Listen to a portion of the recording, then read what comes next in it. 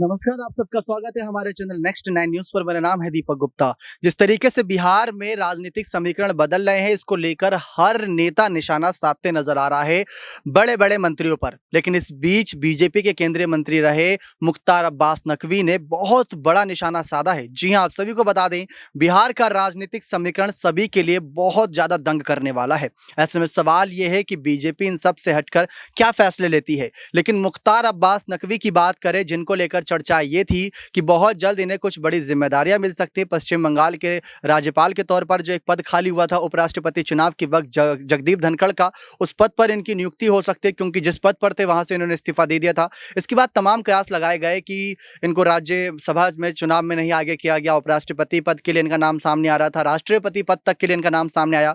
किसी पद पर बीजेपी ने इनके नाम की हामी नहीं भरी। लेकिन ये भी कोई मौका नहीं छोड़ रहे हैं बीजेपी का समर्थन करने का। हर बार अपने आप को साबित कर रहे हैं। जब भी कोई इनका इंटरव्यू होता है तो ये बात सामने जरूर आती है कि बीजेपी के क्या फैसले इनको लेकर होंगे, कुछ नहीं जानकारी होती। बस जो भी इन्हें बीजेपी पद देती है उन पर अपना पूरा 110% अपना काम करके दिखाते हैं और सबका दिल भी जीत लेते हैं।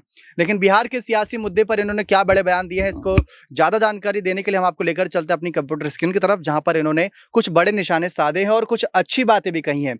आप देख सकते हैं किस तरीके से पूर्व केंद्रीय मंत्री और वरिष्ठ भाजपा नेता मुख्तार अब्बास नकवी ने कहा कि बिहार में जो हो रहा है वह अच्छा है, जो आगे होगा वह उससे भी अच्छा होगा। और प्रयागराज में भाजपा नेता ने मीडिया से बातचीत में कहा कि महाराष्ट्र का बदला बिहार में लिए जाने के सवाल पर प्रतिक्रिया देते हुए कहा कि किसी की खुशफहमी हो सकती है लेकिन गलतफहमी नहीं होनी चाहिए।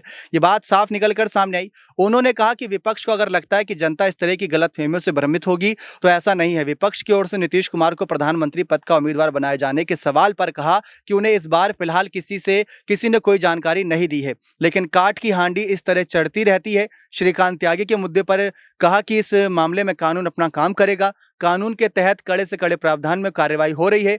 भाजपा का संकल्प और संदेश हमारा राष्ट्रवाद है। चाहे 2024 के लोकसभा चुनाव की बात हो या आगे आने वाले कोई चुनौती या चुनाव, भाजपा का संकल्प राष्ट्रवाद और समावेशी विकास कर रहा है।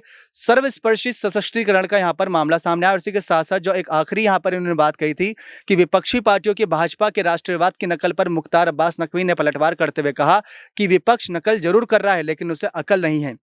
उन्होंने कहा कि भाजपा का मूल मुद्दा राष्ट्रवाद रहा और अगर कोई उसकी नकल कर रहा है तो ये अच्छी बात है। कम से कम विपक्ष भी राष्ट्रवाद के मुद्दे पर जा रहा है। ये बात करते नजर आए यहाँ पर मुख्तार अब्बास नकवी।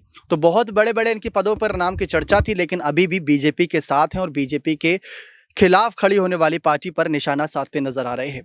तो भारतीय जनता पार्टी आने वाले वक्त में मुख्तार अब्बास नकवी को कौन सा बड़ा पद सौंप सकती है। पश्चिम बंगाल के राज्यपाल के तौर पर, गवर्नर के तौर पर तमाम पदों पर इनका नाम सामने आया था और हंसराज हंस ने भी इनको बधाई तक दे दी थी। जो जगदीप धनखड़ का पद खाली हुआ था उपराष्ट्रपति चुनाव, वो जीत भी गए हैं, पद अभी भी खाली है। तो ऐसे में मुख्तार अब्बास नकवी के नाम की चर्चा थी, क्योंकि मुस्लिम समुदाय को और साथ साथ अन्य समुदाय को भी यहाँ पर अच्छे तरीके से अपनी बातों से प्रभावित करते हैं और जनता का दिल जीतते हैं। लेकिन बिहार के बदलते समीकरण पर आप क्या राय देना चाहते हैं? क्या सचमुच 2024 के प्रधानमंत्री चुनाव में कोई और बड़ा चेहरा प्रधानमंत्री नरेंद्र मोदी को टक्कर दे पाएगा या नहीं? और मुख्तार अब्बास नकवी को क्या बीजेपी कोई बड़ा पद देना चाहती है या उनकी इंटेंशन कुछ और लग रही है? अपनी राय कमेंट सेक्शन में जोड़ दे सकते हैं। बने रहे चैनल के साथ। ऐसी और तमाम बड़ी खबरों के लिए बहुत बहुत धन्यवाद।